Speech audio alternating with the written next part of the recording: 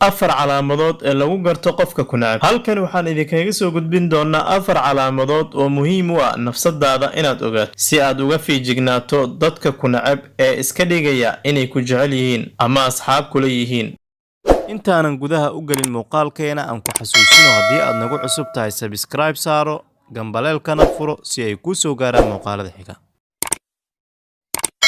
bini'aadanka dabeecad ahaan waxa uu jecel yahay inuu sameeyo xiriir bulsho oo wanaagsan, waxa uuna ku dadaalaa in mar kasta uu noqdo qof la jecel yahay oo ay dadka kala raali ka yihiin. waxaa jira dad aanan ku jeclayn oo dadaal kasta oo aad raaligelintooda ku bixiso aanay ku filnayn, nacayb ay shakhsiyadaada necab yihiin darteeda, laakiin haddana isku daya inay kuu muujiyaan arrin ka duwan waxyaabaha ay qarsanayaan. sidaa darteed waxaan idiin soo gudbinaynaa afar calaamadood oo aad ku garan karto dadka ku necab ee aanan marnaba raali ka ahayn afar calaamadood ee lagu garto ruuxa aanan ku jeclayn. kow, dhoola caddayn la'aan. qof waxaa jira isku fiicantihiin laakiin maalin uun xaaladu ku xumaato, mararka qaar dhibaato gaar ah haysato darteeda. kaa ma aha kan loola jeedo. qofka ku necab waa qofka marka uu dadka kale la joogo farxad iyo reereyn muujiya, marka uu ku arkana wejiga kuu bedelaya iskuna dayaya inuu si adag kugula hadlo, indhahana aanan ku siin karin. waa qofkaas qofka laga hadlayo. labo, iska dhegatirid. mar kasta waxa uu isku dayayaa in uu ku ignoor gareeyo ama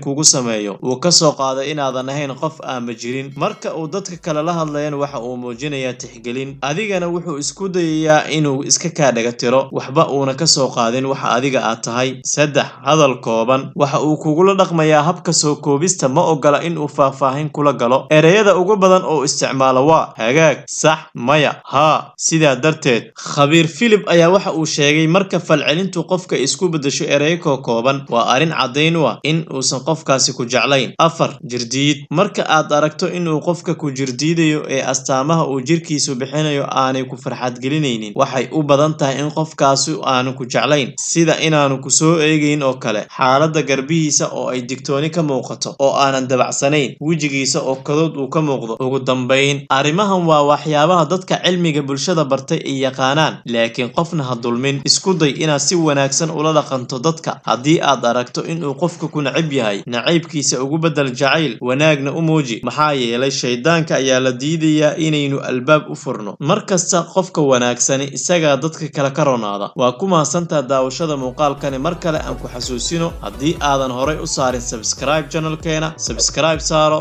gambaleelkana furo si ay kuu soo gaaraan muuqaalada xiga.